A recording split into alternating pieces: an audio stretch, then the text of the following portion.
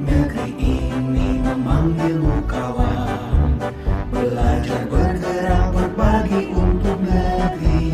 Guru penggerak majukan pendidikan, guru penggerak menghamba pada murid, kreatif rancang pembelajaran. Hargai potensi, tingkatkan prestasi, lahirkan profil pelajar Pancasila.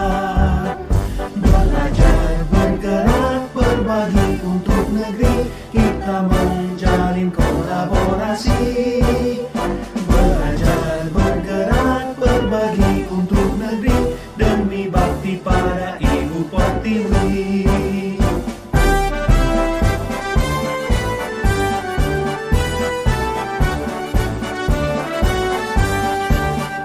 Bulatkan tekad, kuatkan hati, negeri ini memanggilmu kawan. Belajar bergerak berbagi untuk negeri, guru penggerak majukan pendidikan, guru penggerak menghamba pada murid, kreatif rancang pembelajaran. Hargai potensi, tingkatkan prestasi, lahirkan profil pelajar Pancasila. Belajar bergerak berbagi untuk negeri, kita menjalin kolaborasi. Belajar bergerak berbagi untuk negeri, demi bakti pada Ibu Pertiwi. Belajar bergerak berbagi untuk negeri, kita menjalin kolaborasi. Belajar bergerak berbagi untuk negeri, demi bakti pada Ibu Pertiwi. Demi bakti pada Ibu Pertiwi. Assalamualaikum warahmatullahi wabarakatuh.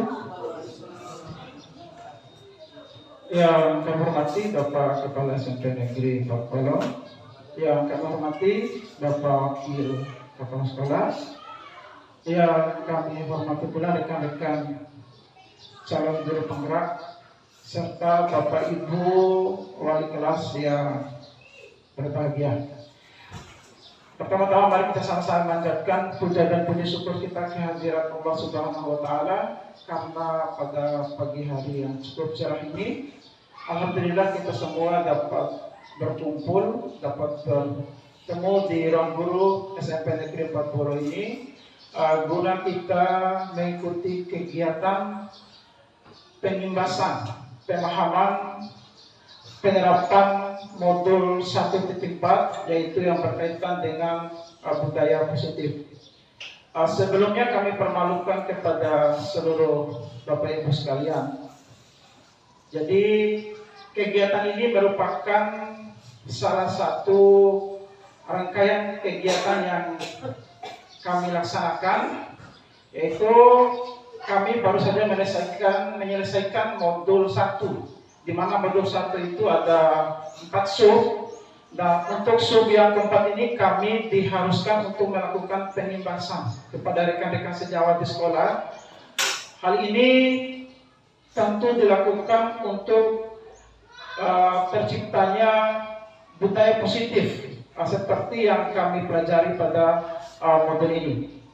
Jadi untuk terbentuknya budaya positif di sekolah, seperti saya pernah dapat ke sekolah tadi, tentunya tidak bisa terlaksana dengan hanya kami calon guru penggerak melaksanakannya. Jadi tentunya dibutuhkan dukungan dari semua elemen, semua pihak yang ada di SMP Negeri 40 ini. Walaupun sebenarnya untuk pengimbasan ini sebaiknya diikuti oleh semua Bapak Ibu guru supaya memahami apa budaya positif ini. Tapi karena mengingat keterbatasan tempat mungkin, jadi kita lakukan mungkin artinya kita prioritaskan dulu kepada Bapak Ibu wali kelas. Karena program yang kami jalankan ini adalah berkaitan dengan keyakinan kelas, dan itu memerlukan peran serta daripada Bapak Ibu wali kelas. Jadi itulah sebabnya kami untuk tahap awal ini mengundang dulu Bapak Ibu wali kelas. Kemudian selanjutnya selawat serta salam tak lupa kita curahkan kepada Nabi kita, Nabi besar Muhammad SAW, Nabi akhir zaman, Nabi merupakan suri teladan bagi kita semua. Semoga kita semua tergolong hamba-hambanya yang tetap istiqomah memegang teguh dinul Islam ini sampai pada akhir hidup kita. Bapak Ibu yang kami hormati, perlu kami sampaikan di awal bahwa untuk materi utama atau konsep dari model positif ini ada 6 konsep utama. Karena kami ini kebetulan di SMA Polen ada 3 CGP, jadi kami bagi 3 materi ini. Nanti akan diawali oleh Pak Haji Sarifuddin, kemudian Pak Juniadi Kurniawan, kemudian terakhir baru nanti Mada sampaikan. Tapi sebelumnya Mada perlu sampaikan dulu pengantar daripada modul ini. Jadi perlu dulu kita memahami tujuan pendidikan yang disampaikan oleh tokoh pendidikan kita, yaitu Ki Hajar Dewantara, bahwa menurut beliau pendidikan itu adalah menuntun segala kodrat yang ada pada anak agar mencapai kebahagiaan dan keselamatan. Ya, keselamatan yang setinggi-tingginya, baik sebagai seorang manusia maupun anggota masyarakat. Jadi ada 3 poin utama dari pengertian yang disampaikan oleh pendidikan yang disampaikan oleh Ki Hajar Dewantara ini. Yang pertama adalah menuntun. Kemudian diharapkan siswa bisa mencapai keselamatan dan kebahagiaan.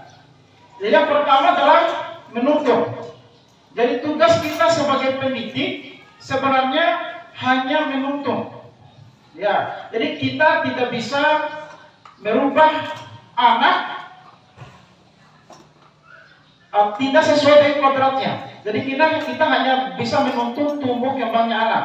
Makanya salah satu konsep daripada Ki Hajar Dewantara itu mengatakan bahwa seorang guru itu diibaratkan sebagai seorang petani, Bapak Ibu.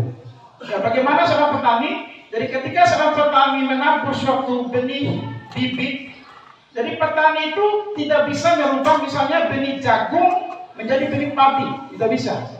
Yang bisa dilakukan oleh petani adalah menuntun tumbuhnya bibit padi tersebut. Bagaimana caranya? Ya dengan menyediakan tanahnya yang bagus, kemudian merawat tumbuhnya, memberikan pupuk, menjaga padi tersebut dari serangan hama dan sebagainya. Ya itulah menuntun. Ya, ternyata yang saya lakukan selama ini kurang tepat. Begitu refleksi saya. Ya, jadi kita mungkin kebanyakan terlalu menuntut, bukan menuntun. Coba Bapak Ibu, jadi kita terlalu menuntut siswa untuk melakukan ini itu sesuai dengan keinginan kita, tanpa kita mau memahami apa keinginan siswa. Disitulah letak kurang tepatnya perlakuan yang kita lakukan selama ini. Pantas saja siswa di kelas itu ada yang minta mendengarkan kita, ada yang ngomong lain, karena apa keinginan siswa tidak kita akomodir. Jadi lewat ini ternyata betul ya, ternyata dalam setiap melaksanakan proses perancangan pembelajaran itu kita harus berpihak pada murid. Kita tanya dulu apa kemauan murid tentang pembelajaran, maunya seperti apa. Jadi ketika siswa itu keinginannya sudah bisa kita akomodir, ketika kita melaksanakan pembelajaran sesuai dengan apa yang diinginkan siswa, maka siswa sudah pasti akan melakukannya dengan senang hati, karena sesuai dengan keinginannya. Tapi kita kan tidak, kita diktator. Ya, mungkin banyak merasakan seperti saya rasakan. Jadi kita mengatur sama siswa itu, siswa harus begini, begini, begini. Pantas saja, ya. Kita lupa bahwa di dalam kelas itu siswa itu tidak sama, ya kan? Tidak sama kompetensinya. Ada anak misalnya yang pintar, ada yang kurang pintar, ya, ada yang sedang-sedang misalnya, tapi kita perlakukan sama. Pantas saja nilainya, ya, memang betul hasilnya jelas. Yang pintar akan dapat nilai tinggi, ya, yang kurang pintar dapat nilai rendah. Tapi karena memang perlakuan kita itu sama. Ya, disitulah peran kita sebagai guru yang perlu kita refleksikan kembali untuk kedepannya. Nah, itu mungkin pengantar saja. Sebenarnya banyak konsep dari pendidikan yang disampaikan Ki Hajar Dewantara ini yang betul-betul mengena. Sekarang kita lihat perubahan paradigma stimulus respon teori kontrol atau teori pilihan. Di sini dituangkan siapa sesungguhnya yang memiliki kontrol. Pertama, stimulus respon. Kita mencoba mengubah orang agar berpandangan sama dengan kita. Jadi prinsipnya sini teori kontrol pilihannya, kita berusaha memahami pandangan orang lain tentang dunia. Jadi itu yang kita pergunakan teori kontrolnya. Kemudian yang kedua, perilaku buruk dilihat sebagai sesuatu kesalahan. Jadi teori kontrol atau pilihan teorinya adalah semua perilaku itu memiliki tujuan. Jadi semua apa yang kita lakukan ini tentu ada tujuan. Tujuan akhirnya apa? Kemudian yang selanjutnya, orang lain bisa mengontrol saya. Jadi teori kontrol pilihannya hanya Anda yang bisa mengontrol diri Anda. Jadi hanya kita sendiri yang bisa mengontrol sejauh mana kemampuan kita untuk mengawasi terhadap perilaku anak-anak yang ada di dalam kelas kita masing-masing. Kemudian yang selanjutnya, pemaksaan ada pada saat bujukan gagal. Jadi teori kontrol yang dipilih, kolaborasi dan konsensus menciptakan pilihan-pilihan baru. Jadi dalam hal ini kita harus mampu berkolaborasi dengan semua komponen, termasuk apa yang disarankan Pak Wayu tadi, termasuk semua komponen guru, siswa, lingkungan dan sebagainya, terutama dari pimpinan sekolah, sehingga teori ini bisa kita terapkan. Kemudian model berpikir menang atau kalah. Model teori kontrolnya, model berpikir menang-menang. Jadi semua apa yang kita lakukan, setelah kita refleksikan semua apa kesalahannya, jadi kita itu dianggap semua masalah itu bisa dituntaskan dalam waktu yang bersamaan. Itu perubahan paradigmanya.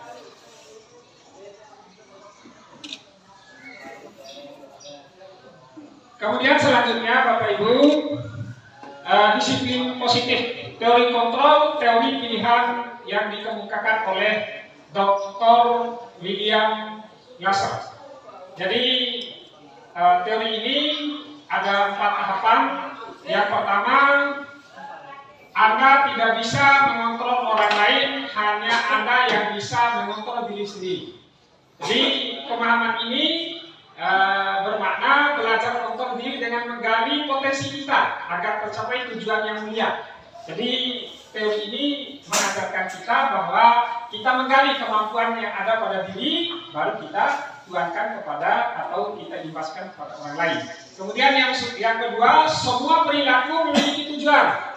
Jadi tujuan dari apa yang kita laksanakan itu tentu ada tujuannya, mengacu kepada teori motivasi yang terdiri dari pertama, untuk menghindari hukuman. Jadi bagaimana permasalahan itu supaya kita tidak memberikan hukuman terhadap siswa yang berbuat kesalahan. Yang kedua, untuk mendapatkan imbalan. Jadi apa yang kita lakukan ini tidak semata-mata mendapatkan imbalan. Kemudian yang ketiga, untuk menghargai diri sendiri. Jadi tentu perlakuan yang kita laksanakan di dalam kelas ataupun di luar kelas itu tentu untuk memberikan motivasi kepada diri kita sendiri. Kemudian yang selanjutnya turunannya nilai-nilai kebajikan universal. Tentu di sini kita mengharapkan kepada semua apa yang kita lakukan ini, mengharapkan untuk mengarah anak-anak itu ke nilai-nilai kebajikan untuk dunia dan akhiratnya. Kemudian yang ketiga, model berpikir menang-menang atau kolaborasi. Jadi ini berlaku 5 posisi kontrol. Posisi kontrol kita sebagai guru, yaitu penghukuman seperti apa yang sudah disampaikan oleh Pak Iman, sudah detail penjelasannya. Kemudian yang kedua, membuat merasa bersalah. Jadi yang ketiga sebagai teman, yang keempat pemantau, yang kelima manajer. Selanjutnya metode yang digunakan untuk mengontrol posisi ini yaitu dengan menggunakan metode segitiga restitusi. Kemudian setelah kita buat posisi kontrol itu, maka yang terakhir permasalahan yang terakhir atau teori yang terakhir yaitu kebutuhan kita berbeda. Apa namanya?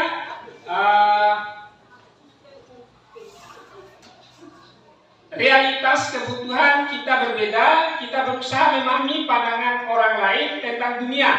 Setiap orang memiliki gambaran yang berbeda-beda. Ini tidak terlepas atau akan berkaitan erat dengan 5 kebutuhan dasar manusia. Jadi kita pertama, manusia itu memiliki 5 kebutuhan dasar. Pertama itu bertahan hidup, kasih sayang, kemudian ingin dihargai, kemudian yang selanjutnya itu tambahan dari apa yang menjadi teori kontrol yang dikemukakan oleh William. Nah, jadi Bapak dan Ibu guru, jadi itulah teori-teori kontrol yang akan kita coba menerapkan sesuai dengan budaya positif yang kami terapkan berdasarkan modul 1.4. Mungkin demikian, lebih kurang mohon maaf. Assalamualaikum warahmatullahi wabarakatuh. Baik Bapak Ibu, ini yang pertama kami membuat ya. Ini salah satu contoh dulu. Mengapa sih tidak peraturan saja, kemudian mengapa harus ada keyakinan kelas? Ya, jadi ini salah satu contoh. Yang pertama itu adalah mengapa kita memiliki peraturan harus menggunakan helm bila mengendarai kendaraan roda 2. Nah, itu pertanyaannya. Jadi kenapa kita harus memakai helm? Nah, jadi kalau jawabannya itu adalah helm itu menyelamatkan kita. Ya, jadi kalau kecelakaan ya mungkin tidak terlalu parah. Ya. Jadi ada sebab, ada kalaupun apa yang tidak kita laksanakan, apa yang menjadi peraturan, ya mungkin ada impasnya yang negatif bagi kita. Itu Bapak Ibu. Kemudian yang kedua, contoh yang kedua, mengapa kita memiliki peraturan 3M? Di sini memakai masker, kemudian mencuci tangan, kemudian menjaga jarak. Nah, itu mungkin pernah kita alami pada COVID tahun 2019. Jadi ini menyelamatkan diri kita saja ya dari wabah. Nah, jadi itu salah satu contoh kecil. Kemudian yang ketiga, mengapa kita memiliki peraturan harus datang tepat waktu pada saat mengikuti pelatihan. Jadi kalaupun saya pikir kalau kita terlambat datang, mungkin akan mengganggu teman-teman yang lain. Ya, jadi akan terganggu. Jadi saat rapat saat misalnya pada pelatihan atau rapat, mungkin kita datang, kemudian orang lagi serius ngomong, kemudian kita masuk, semua orang mungkin pasti akan tertuju pada kita. Jadi ada mengurangi lah kedisiplinan di situ. Kemudian saya lanjut. Nah, di sini tadi sudah dijelaskan juga beberapa ini yang harus kita lakukan semua sebenarnya. Ada budaya positif, kemudian lingkungan positif, keyakinan dan peraturan kelas. Baik, budaya positif. Budaya positif kita sudah tahu bersama. Apa saja sih yang kita lakukan yang ada di sekolah ini, ya perlu perlu diimbaskan juga kepada siswa. Jadi salah satu contohnya tadi mungkin teman-teman Bapak Ibu guru sudah tahu bersama. Mungkin kalau yang positif kita semua masuk ruangan dan sebagainya, ya mungkin salah satu contohnya kita harus mengucapkan salam. Ya, kita harus mengucapkan salam. Nah, kemudian lingkungan positif. Kalau saya pikir lingkungan positif ya banyak sekali. Ya, jadi setiap berpapasan mungkin ya kita saling menghormati, tegur sapa mungkin, kemudian salah satunya yang mungkin menjaga kebersihan juga. Nah, kemudian keyakinan kelas. Jadi saya lanjut, ini keyakinan kelas yang harus yang saya sampaikan di sini. Kemudian saya lanjut. Nah, ini beberapa contoh yang atau keyakinan kelas yang harus, ya salah satu contoh, beberapa contoh saja yang diikuti atau dibuat oleh siswa nantinya, yang disepakati oleh kelas. Kemudian yang pertama itu adalah kesepakatan kelas itu datang tepat waktu, kemudian mengucapkan salam, kemudian selanjutnya menjaga kebersihan sekolah, kemudian berdoa sebelum dan sesudah kegiatan atau belajar, kemudian aktif dalam pembelajaran dan tertib. Nah, jadi ini yang sebagiannya ada kami guru dan murid yang saling menyayangi, kemudian kami murid yang semangat dalam belajar, dan kami murid yang peduli dengan teman-teman. Dan selain ini juga masih banyak yang mungkin pemikiran siswa yang harus mereka catat nanti, yang harus mereka sepakati. Karena kalau kesepakatan kelas ini adalah bukan kita yang buat, Bapak Ibu. Jadi hasil dibuat oleh siswa itu sendiri. Jadi mereka akan sadar, kalaupun mereka yang buat, nanti pada setiap harinya mereka akan sadar, oh ini ya, ternyata ini yang saya buat. Kalaupun saya langgar, mungkin ada konsekuensinya. Ya. Jadi makanya bukan kita yang buat. Kalau kita yang buat, berarti bukan siswa. Jadi nanti suatu saat kita akan bukan siswa. Itu kalau kita yang buat. Jadi beda kalau mereka yang buat. Jadi kalau mereka yang buat itu, mereka sendiri yang menyadari mana sih kesalahan saya, mana sih yang saya lakukan. Nah, begitu Bapak Ibu. Baik. Selanjutnya, nah ini salah satu contoh peraturan kelas. Kemudian nanti keyakinan kelasnya seperti apa sih? Nah, jadi saya langsung saja di slide berikutnya. Nah, seperti tadi. Baik, ini peraturan kelasnya. Peraturan kelas itu salah satu contohnya, yang pertama itu selalu kembalikan buku ke tempatnya. Nah, misalnya mereka sudah mengambil buku di perpustakaan, ya, untuk belajar setiap harinya. Kemudian mereka sudah mengambil, kemudian keyakinan kelasnya itu apa sih? Kalau mereka sudah kembalikan, itu mereka, keyakinan kelas mereka itu diartikan mereka sudah tanggung jawab. Nah, jadi apa yang kita sudah lakukan, ya udah kita tanggung jawab. Nah, itu contohnya. Kemudian selanjutnya, dilarang mengganggu orang lain, baik dalam belajar, ya.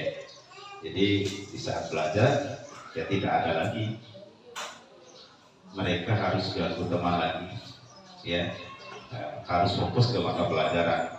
Jadi keyakinan kelasnya itu diartikan adalah menghormati orang lain. Nah, kemudian hadir di sekolah 15 menit sebelum pembelajaran dimulai. Nah, ini kalau untuk keyakinan kelasnya adalah menghormati orang lain dan berkomitmen. Jadi sesuai dengan aturan sekolah. Jadi ada aturan sekolah, ya, mungkin ya 15 menit itu paling lambat, ya mungkin 5 menit sebelum masuk mereka sudah ada di sekolah. Nah, ini sama seperti yang lebih yang saya jelaskan tadi itu.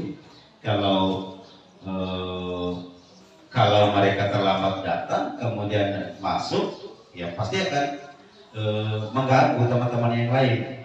Nah, jadi kalaupun mereka mengikuti kesepakatan yang tadi, jadi ini sudah masuk ke menghormati orang lain itu, dan mereka harus berkomitmen untuk itu. Kemudian yang selanjutnya, dilarang melakukan kekerasan. Jadi ini salah satu contoh mungkin ada teman atau anak-anak kita yang sering sekali mengganggu, yang sering sekali suka sekali memukul temannya. Jadi banyak sekali yang sering saya lihat di depan mata sendiri. Jadi kalaupun menghadapi siswa seperti ini, seperti tadi yang dijelaskan oleh Pak Irwan, ya mungkin kita memberikan bagaimana ke siswa yang bahasa yang bagus, ya dengan cara yang bagus ke mereka, supaya mereka. Tapi kadang kita sebagai manusia juga, saya sendiri yang alami emosi yang luar biasa.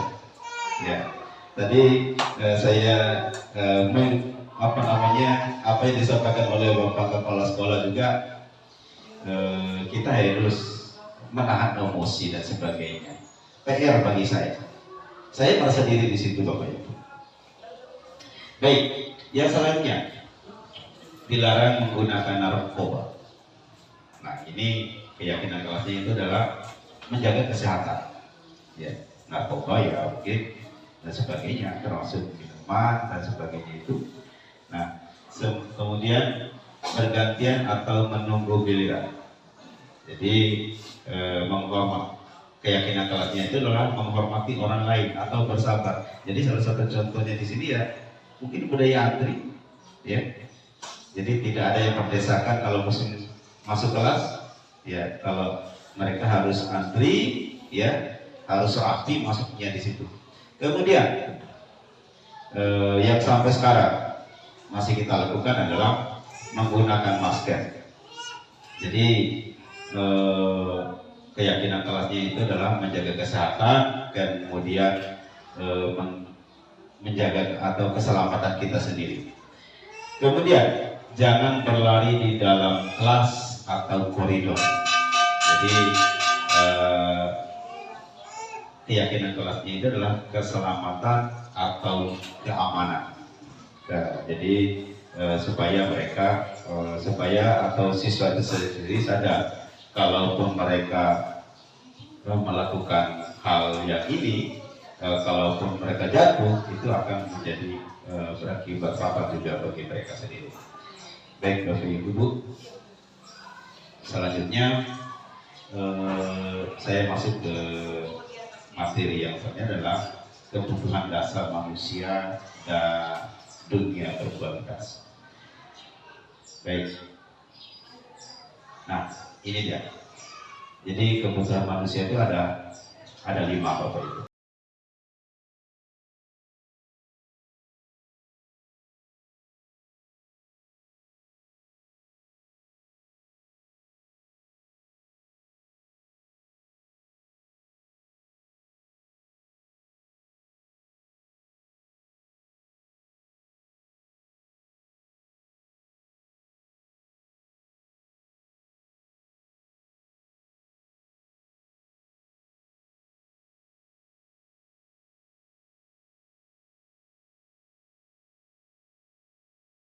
Yang pertama itu adalah kebutuhan untuk bertahan hidup, atau ada yang istilahnya adalah syukur, kemudian cinta dan kasih sayang dengan mana belumi, kemudian yang ketiga adalah kebebasan, kemudian yang keempat adalah kesenangan atau yang namanya fun, kemudian yang kelima itu adalah kekuasaan atau power.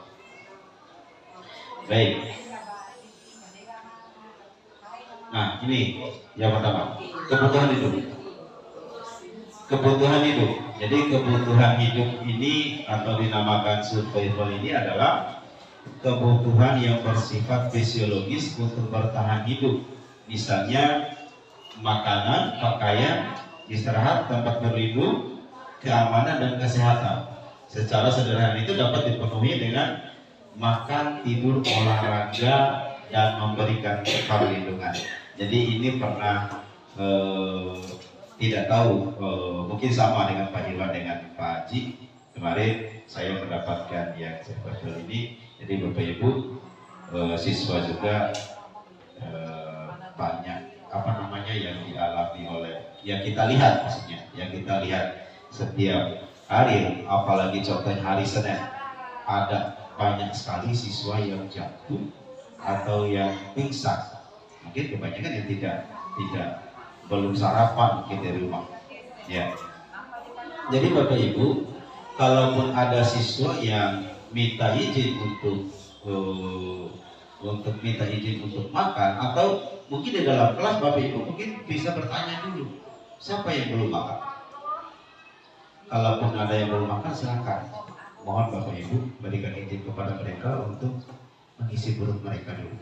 Jadi kalau mereka sudah tercapai apa yang mereka inginkan, atau di sini dalam hal perutnya ini, ya mungkin untuk belajarnya ada semangatnya, kemudian untuk melakukan sesuatu, melakukan apa yang di dalam kelas itu, mungkin mereka akan lebih semangat lagi. Itu Bapak Ibu. Yang kedua, kebutuhan kasih sayang. Jadi kebutuhan kasih sayang ini mungkin rasa diterima, kemudian dipedulikan, berbagi, bekerja sama, dan menjadi bagian dari satu kelompok. Kemudian kasih mengasihi, kemudian sayang, saling sayang. Jadi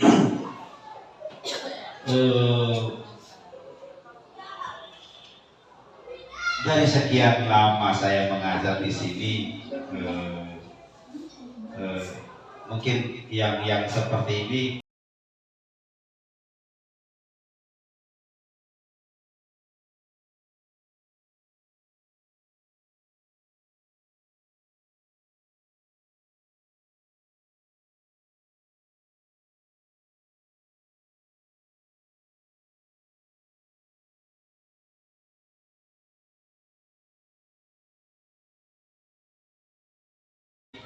jarang saya lakukan dulu. Jadi sekarang ini bisa, kalaupun saya menghadapi siswa dulu sekarang, kadang-kadang dengan di luar dari kendali saya juga akan lupa dengan masalah seperti ini. Tapi saya pribadi, atau kami yang atau kita semuanya di sini, ya kita terus belajar untuk itu. Kita mengajak anak-anak itu, ya mungkin kita harus menjadi teman kita, mungkin menjadi anak, atau anak dan ayah, anak dan ibu, itu yang perlu kita lakukan dengan anak-anak didik kita sekarang. Kemudian mereka butuh bekerja sama. Ya, apa yang kita lakukan bisa, mereka juga bisa dipanggil untuk kita bersama. Kemudian kalau saya contohkan, saya terus belajar di sini adalah seperti saya menyayangi mungkin anak saya sendiri, dengan siswa saya ikhlaskan juga di sini. Baik Bapak Ibu. Oh iya, selanjutnya jadi mohon Bapak Ibu, kalau tadi ada kegiatan bisa diikutkan serta juga, ya. Saya sepakat dengan apa yang dilakukan oleh OSIS dan kesiswaan juga. Jadi beliau itu sudah memberikan kesempatan kepada siswa-siswa yang lain. Contoh kecilnya adalah untuk melakukan dalam petugas upacara bendera. Jadi semua siswa sudah merasakan itu. Baik, yang selanjutnya adalah kebutuhan atau kekuasaan. Itu namanya power. Jadi kebutuhan ini berhubungan dengan kekuatan seseorang untuk mencapai sesuatu, kemudian menjadi kompeten, menjadi terampil, memimpin, kemudian berprestasi, diakui dan didengar. Jadi itu sudah ada, saya lihat contohnya di sini di sekolah. Jadi siswa untuk melakukan tugasnya masing-masing, ya mereka sudah ada melihat langsung. Jadi ada beberapa siswa yang sudah menjadi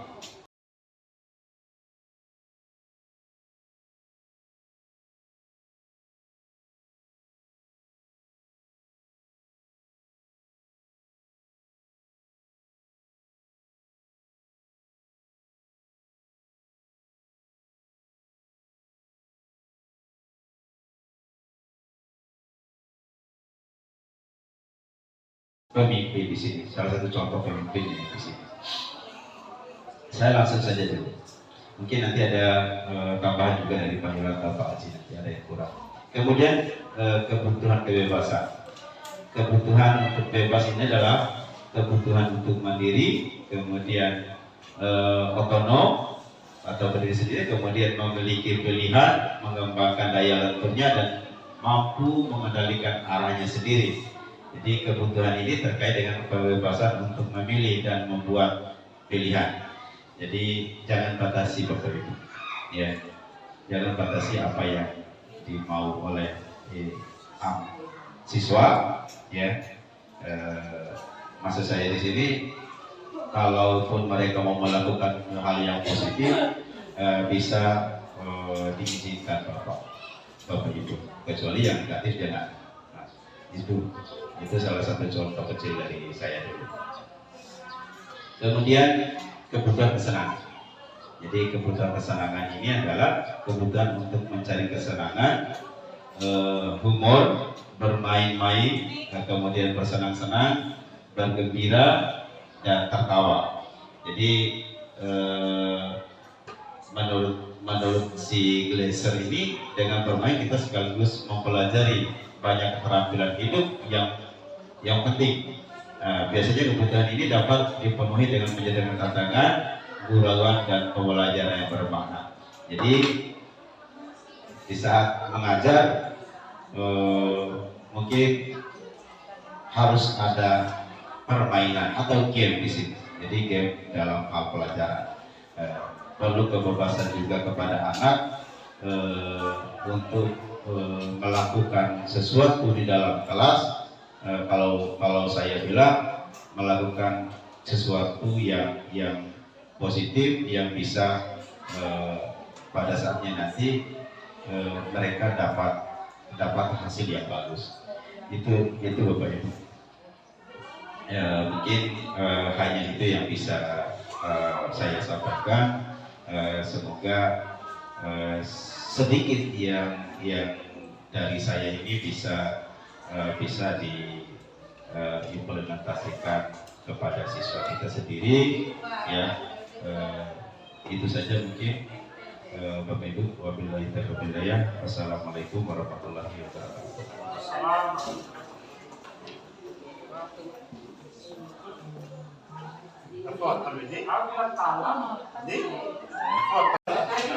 Baik, Bapak Ibu guru yang kami hormati, pada kesempatan ini saya akan melanjutkan materi tentang 5 posisi kontrol dan segitiga restitusi.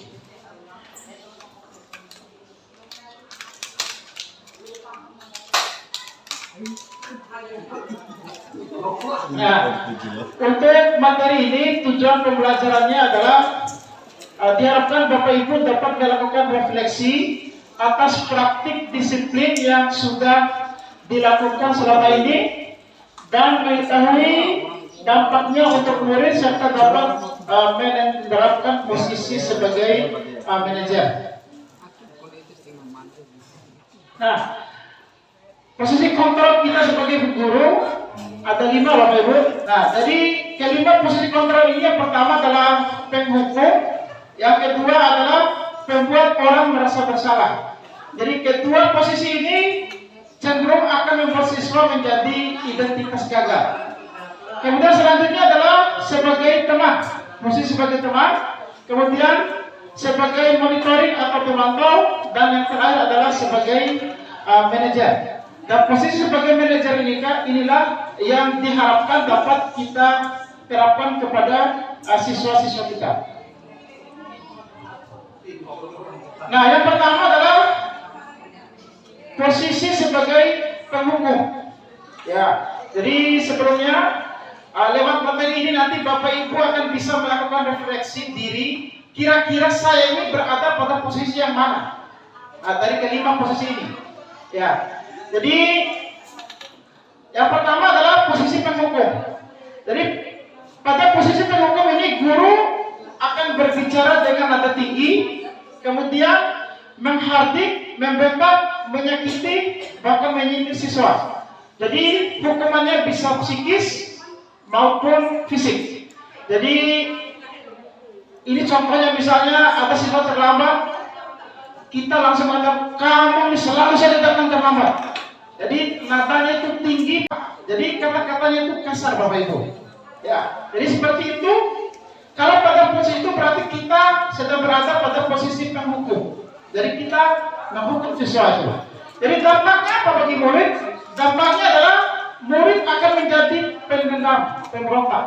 Ya, jadi karena tadi siswa yang terlambat kita marah-marahi, misalnya, bisa jadi ketika masih kelas dia menjadi dendam, marah. Kita juga tidak tahu, siapa tahu pas pulang sekolah dia bisa saja merusak motor kita dan sebagai akibat dendamnya.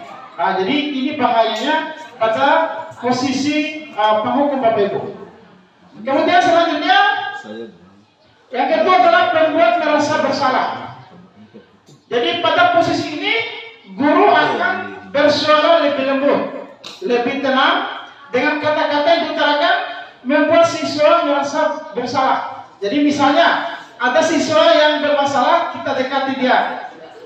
Apa bahasa kita misalnya? Kamu udah kasihan sama orang tua kamu. Seandainya kamu melakukan ini, sehingga efeknya adalah dampaknya bagi murid akan merasa bersalah. Ini adalah dia akan merasa rendah diri, kemudian menarik diri dari lingkungan, serta akan menyimpan emosi negatif itu dalam jangka waktu yang lama. Ya, karena dia terus merasa bersalah atas apa yang sudah dia lakukan. Itu posisi yang kedua, yaitu membuat merasa bersalah. Yang ketiga adalah posisi sebagai teman. Kadang ada juga kita yang menggunakan posisi sebagai teman. Ya, jadi pada saat posisi ini guru akan berbicara dengan nada akrab dan santai, lembut, senagirau. Artinya kita menganggap siswa itu seperti teman. Kemudian murid akan merasa senang, aman, akrab dengan guru karena kita perlakukan sebagai teman, ya. Kita tidak mandiri, Bapak Ibu, karena dia bergantung sama gurunya. Tidak mandiri dan tidak bisa berpikir dengan baik untuk dirinya sendiri. Kemudian yang terakhir, yang keempat adalah sebagai pemantau. Ya, jadi kalau pemantau ini Bapak Ibu hanya mengawasi, artinya ada aturan sekolah yang ditegakkan oleh sekolah. Jadi guru itu hanya memantau kelakuan siswa berdasarkan peraturan studi oleh sekolah. Ya, misalnya siswa melanggar aturan sekolah, ya langsung dia panggil. Tapi konsekuensinya, sanksinya sudah jelas Bapak Ibu. Ya, misalnya anggaplah ada anak yang terlambat masuk kelas misalnya. Konsekuensinya apa? Jam istirahatnya disita untuk mengerjakan tugas misalnya. Jadi dia sudah tahu konsekuensinya. Artinya apa? Jadi pada posisi ini kita sebagai guru hanya mengawasi saja. Ya, mengawasi berdasarkan aturan sekolah yang sudah ada. Ya. Kemudian apa dampaknya bagi murid? Dampaknya adalah murid akan menghitung konsekuensi dan hadiah tanpa memahami sepenuhnya nilai kebajikan yang dituju. Menghitung baik buruknya efek yang dia dapat sesuai dengan konsekuensinya sudah dibuat oleh sekolah. Tapi nilai sebenarnya dari penerapan aturan itu tidak masuk ke hatinya, gitu ya. Kemudian murid tidak sepenuhnya mandiri, yaitu efeknya. Dan yang terakhir Bapak Ibu, yang terakhir adalah guru pada posisi manajer. Nah, pada posisi inilah yang diharapkan bisa kita menempatkan diri dalam menangani semua permasalahan yang dialami oleh siswa. Jadi pada posisi ini guru akan bersuara netral. Jadi suaranya tidak tinggi, ya, tidak juga. Jadi netral suaranya.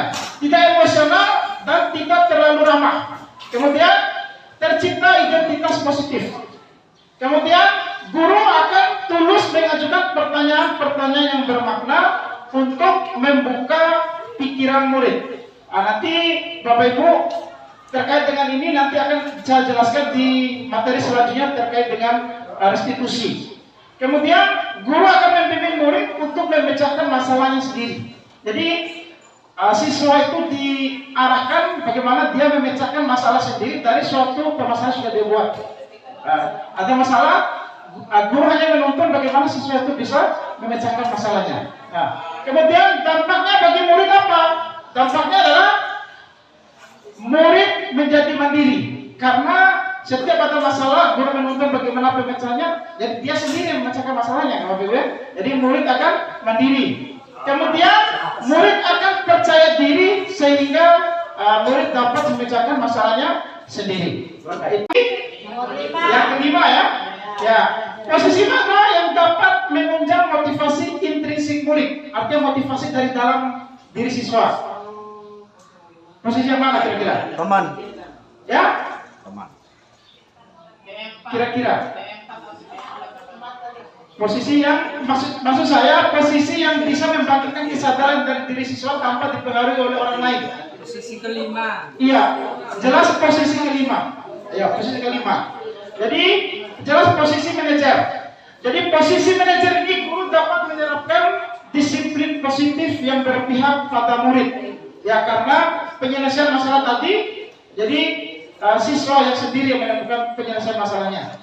Ya, jadi kemudian perlu kita ingat bahwa tujuan seorang guru adalah menciptakan siswa yang mandiri, merdeka dan bertanggung jawab. Itu tujuan kita. Kira-kira yang pertama, ternyata yang pertama termasuk posisi yang mana, Bapak Ibu? Saya kecewa sekali dengan kamu. Posisi yang mana kira-kira? Posisi keempat. Pemantau keempat. Yang pertama penghukum, yang kedua pemberi rasa bersalah, yang ketiga teman, yang keempat pemantau, yang kelima adalah manajer. Kira-kira dari yang mana? Saya kecewa sekali dengan kamu. Iya, ditahan dulu jawabannya, nanti kita lihat jawabannya. Yang kedua, kamu tidak pernah benar-benar melakukannya. Kira-kira termasuk posisi yang mana? Posisi penghukum. Kamu tidak pernah. Posisi penghukum. Ya. Kemudian, ayolah lakukan demi ibu, lakukan demi bapak. Itu posisi ke. Kamu merasa bersalah? Ya. Saya. Apakah kamu mau mendapatkan stiker bintang hari ini? Keempat. Ya. Ini kaitannya dengan pemantau sebenarnya. Jadi ketika siswa itu melakukan menjalankan protokol sekolah, misalnya ada stiker yang didapatkan. Nah, misalnya ya. Kemudian bagaimana kamu bisa menyelesaikan masalah ini? Posisi mana? 5. Ya. Kamu selalu yang paling terakhir. Posisi pertama. Ya. Penghukum. Restitusi adalah proses menciptakan kondisi bagi murid untuk memperbaiki kesalahan mereka sehingga mereka dapat kembali ke kelompoknya dengan karakter yang lebih kuat. Ini menurut Diana Goshen. Ya. Kemudian pengertian lain juga dia menjelaskan bahwa restitusi adalah proses kolaborasi yang mengajarkan murid mencari solusi untuk masalah dan membantu murid untuk berpikir tentang orang seperti apa yang mereka inginkan dan bagaimana memperlakukan orang lain. Nah, sekarang Bapak Ibu kita akan membahas satu persatu dari 3 bagian daripada restitusi. Nah, bagian restitusi itu Bapak Ibu terdiri dari 3 langkah. Ya, yang pertama adalah menstabilkan identitas siswa. Ya, menstabilkan identitas siswa. Kemudian yang kedua adalah validasi tindakan yang salah. Kemudian yang ketiga adalah menanyakan keyakinan. Jadi inilah tahapan yang harusnya kita lakukan ketika menghadapi suatu siswa yang mengalami masalah. Yang pertama, menstabilkan identitas. Ya. Berdasarkan prinsip pembuat kesalahan adalah kita harus meyakini bahwa melakukan kesalahan itu adalah bagian dari proses pembelajaran. Iya kan Bapak Ibu? Iya. Jadi ketika kita salah, dikritik orang berarti salah, berarti harus belajar dari salah itu. Itu prinsip yang perlu kita belajar. Jadi ketika ada siswa kita melakukan kesalahan, berarti siswa itu sedang mengalami identitas gagal. Artinya kan dia salah kan? Berarti identitas gagal. Jadi langkah yang kita lakukan adalah kita harus menggeser dulu identitas siswa ini dari identitas gagal ke identitas sukses. Ya tadi adalah kita bisa mengajukan pernyataan-pernyataan atau pertanyaan-pertanyaan awalnya. Misalnya begini Bapak Ibu, berbuat salah itu sesuatu hal yang manusiawi. Ya, Bapak juga pernah berbuat salah, ya kan? Jadi siswa itu pasti akan tenang itu. Ya, alasan mengapa kamu melakukan ini. Jadi itu antara lain pernyataan-pernyataan atau pertanyaan-pertanyaan bisa kita ajukan pada tahap yang kedua ini, tahap validasi kesalahan. Ya, jadi artinya kita mengaitkan dengan validasi tindakan salah. Bahasanya itu kita kaitkan apa supaya dia memahami apa tindakan yang salah. Itu. Setelah tahap pertama tadi kita menstabilkan identitas, kemudian validasi tindakan yang salah. Nah, tahap yang terakhir adalah kita mengaitkan dengan keyakinan. Anggaplah misalnya dia mengambil punya temannya, misalnya mengambil buku temannya. Lalu kita proses setelah distabilkan identitasnya, validasi, dia sudah mengakui bahwa dia melakukan kesalahan itu. Ya, jadi dikaitkan. Ketika kamu mengambil punya temanmu ini, keyakinan kelas mana yang kamu langgar? Ya kan? Nah, itu. Jadi itu pentingnya kita membuat keyakinan kelas, masing-masing kelas sebagai rujukan kita dan proses siswa yang bermasalah. Kemudian nilai-nilai universal apa yang kita sepakati? Ya tadi sudah jelaskan sama Pak Didi di tabel tadi ya. Nanti akan ada ulang sedikit tadi. Kemudian kelas ideal seperti apa sih? Ya, kelas ideal itu seperti apa sih? Ya. Atau kamu ingin menjadi anak yang seperti apa? Nah, itu beberapa contoh pernyataan atau pertanyaan yang bisa kita ajukan untuk menanyakan keyakinan kelas. Yang perlu kita perhatikan dalam menerapkan segitiga restitusi ini. Yang pertama adalah perilaku yang salah perlu dikaitkan dengan nilai-nilai keyakinan yang disepakati bersama. Ya, misalnya anggaplah dia mengganggu temannya. Dan pada saat kita proses kita tanyakan, nilai keyakinan yang mana yang kamu langgar? Menghargai orang lain, misalkan. Nah, itu Bapak Ibu ya. Jadi harus mengaitkan kesalahannya dengan keyakinan yang disepakati. Yang kedua adalah kesetiaan orang untuk melakukan yang melakukan kesalahan untuk memperbaiki. Jadi siswa yang melakukan kesalahan itu harus kita kondisikan bagaimana dia bersedia untuk memperbaiki kesalahannya. Kemudian yang ketiga adalah pemecahan masalah harus relevan dengan masalah yang ada. Jadi kalau permasalahannya siswa misalnya menumpahkan air di meja gurunya, yang relevan hukumannya itu dia harus membersihkan. Kan gitu Bapak Ibu. Artinya antara kesalahan dengan bentuk penyelesaian itu harus berhubungan, harus relevan. Itu maksudnya Bapak Ibu ya. Perlu adanya usaha perbaikan dari pihak yang melakukan kesalahan. Itu. Yang terakhir adalah perlu didedikasikan waktu.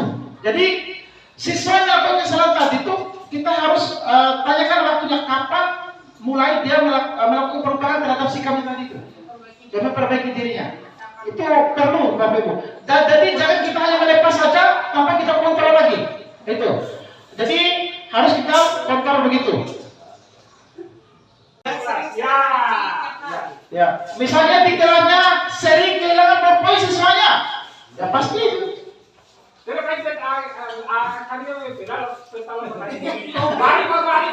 Ada lainnya itu Bapak Ibu. Ya.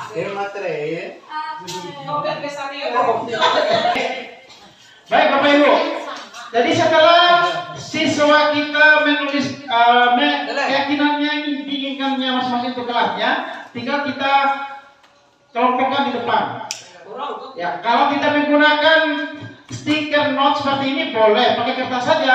Nanti pada saat itu minta satu orang siswa bacakan, tulis di papan. Kan bisa begitu Bapak Ibu. Ini contoh saja memudahkan materi. Nah, jadi setelah itu tinggal yang keyakinannya sama itu dikelompokkan.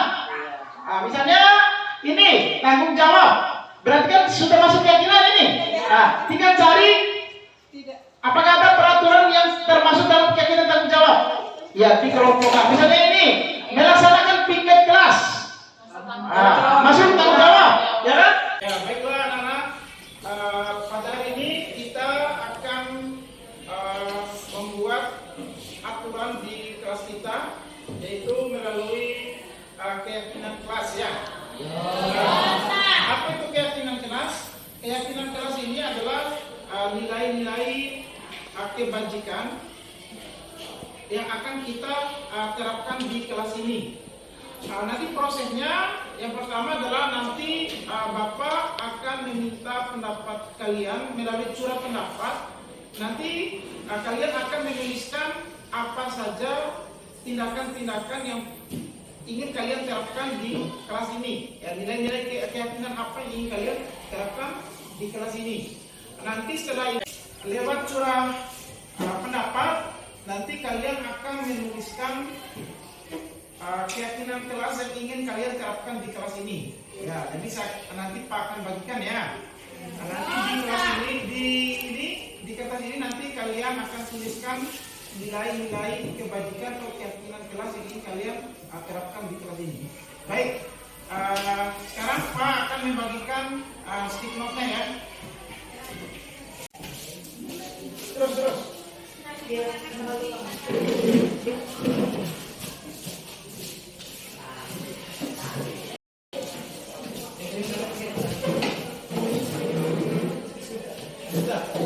bawahnya lagi, di bawahnya.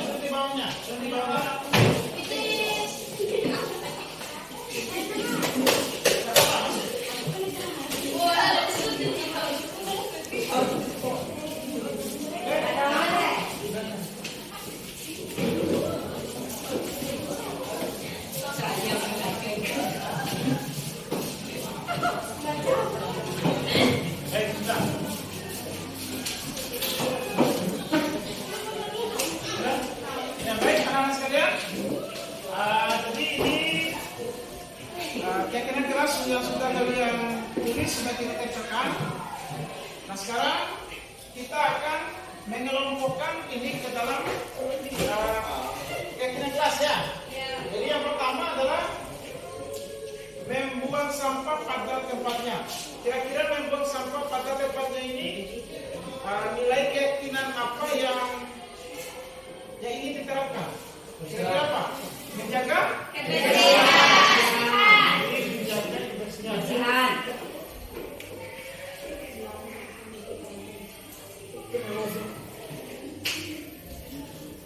Ya, menjaga kebersihan. Kemudian yang selanjutnya, ini hadir sekolah tepat waktu. Kira-kira nilai kebajikan apa yang ingin diterapkan ini? Hadir sekolah tepat waktu. Disiplin kan? Ya. Jadi disiplin. Ya. Ya. Kemudian membuang sampah pada tempatnya. Ya, menjaga kebersihan. Bismillahirrahmanirrahim. Assalamualaikum warahmatullahi wabarakatuh. Sebelumnya saya ucapkan terima kasih kepada calon guru penggerak yang telah mau berbagi ilmu yang sangat luar biasa sekali. Jadi lewat kegiatan ini kami sangat bersyukur. Jadi lewat kegiatan ini kami mengetahui bagaimana pembentukan budaya positif di sekolah, mulai dari pembentukan keyakinan kelas dan 5 posisi kontrol yang harus dilakukan oleh guru. Mungkin seperti itu manfaat atau hikmah yang bisa kami dapatkan dari kegiatan ini. Assalamualaikum warahmatullahi wabarakatuh.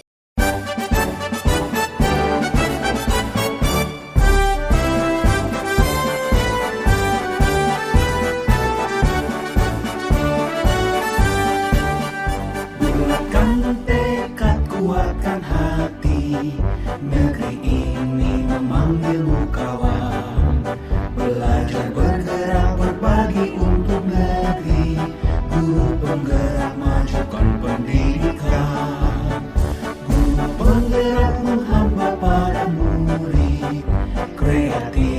merancang pembelajaran. Hargai potensi, tingkatkan prestasi, lahirkan profil pelajar Pancasila. Belajar, bergerak, berbagi untuk negeri, kita menjalin kolaborasi. Belajar, bergerak, berbagi untuk negeri, demi bakti pada Ibu Pertiwi.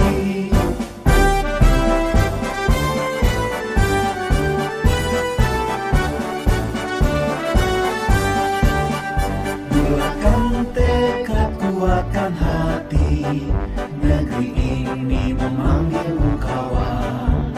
Belajar, bergerak, berbagi untuk negeri, guru penggerak majukan pendidikan. Guru penggerak menghamba pada murid, kreatif rancang pembelajaran. Hargai potensi, tingkatkan prestasi, lahirkan profil pelajar Pancasila. Belajar, bergerak, berbagi